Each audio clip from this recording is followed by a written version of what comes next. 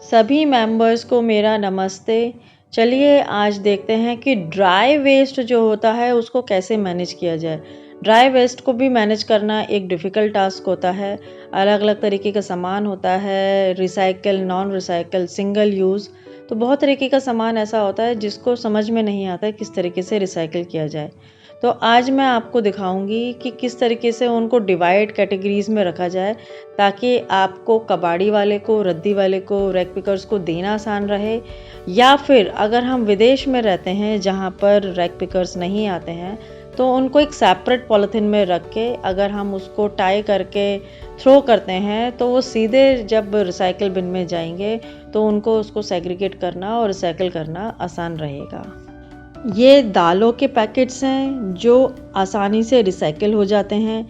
इसको हमें एक जगह अलग, जब भी हम खाली करें अपनी दालें, एक जगह इकट्ठा करते चले जाएं ताकि हमें जब इसको देना हो तो देना आसान रहे। ये वो प्लास्टिक है जो नॉन रिसाइकेबल है। इसको रिसाइकिल करना बहुत डिफ़िकल्ट होता है क्योंकि इसमें 7 लेयर्स होती है। अंदर नमकीन और बिस्कुट्स के पैकेट्स हैं। ये आटे के पैकेट्स हैं। इसको मैं थोड़ा सा कंपोस्टिंग के लिए रख लेती हूँ ताकि मुझे कुछ कंपोस्ट करना है तो उसमें ये काम आए। कुछ सुखाने के लिए भी आप इन शीट्स को काट के रख सकती हैं, तो बहुत रीयूज़ आप कर सकती हैं हर चीज़ का। ये कुछ प्लास्टिक बॉटल्स हैं जो दूध में आती हैं या पानी में आ जाती हैं, उसको मैं बायो एंजाइम बनाने के लिए रख लेती हूँ। तो ये उस तरीके से मेरे काम आ जाती हैं, तो मैं जनरली इनको थ्रो नहीं करती हूँ। कई बार मैं इनमें प्लांट्स भी रख लेती हूँ तो उसके लिए भी ये काम आ जाते हैं।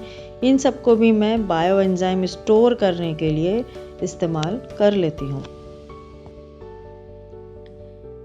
ये कुछ ऐसी बॉटल्स हैं जो शुरू में डिशवॉशर जब हमको ज़रूरत होता है और हम मंगाते हैं, जब तक बायो एंजाइम नहीं रेडी हो रहा है तो इसको वापस में रख के इसके अंदर वापस बायो एंजाइम से जो है क्लीनिंग कर सकते हैं। बॉडी वॉश, हैंड वॉश और बहुत सारी चीज़ों के लिए इसको रखा जा सकता है। तो इसको अलग एक आप पॉलिथीन बैग में रख सकते हैं ताकि उस हिसाब से इनको इस्तेमाल किया जा सके।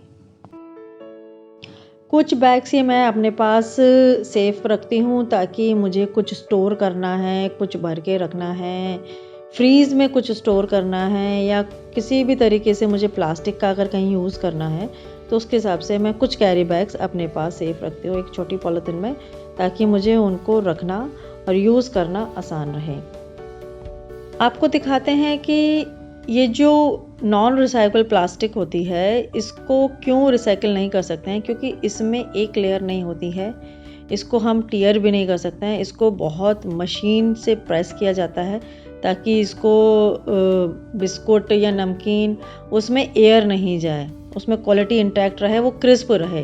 तो इस तरीके से इन पेपर्स को बनाया जाता है जिसकी वजह से वो रिसाइकिल नहीं हो पाता है।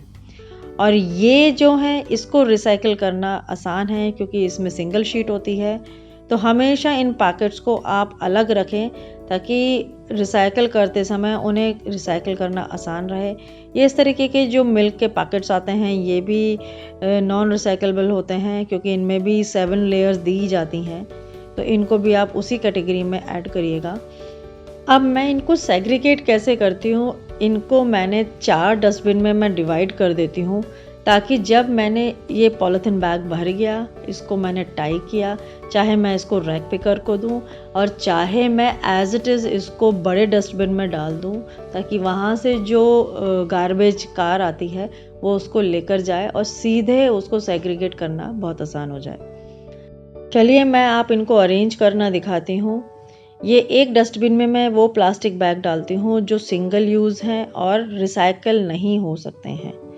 दूसरे में मैं सिंगल यूज़ वाटर बॉटल्स डालती हूँ जिनको मेरे पास मुझे लगता है कि यूज़ नहीं हो सकती हैं।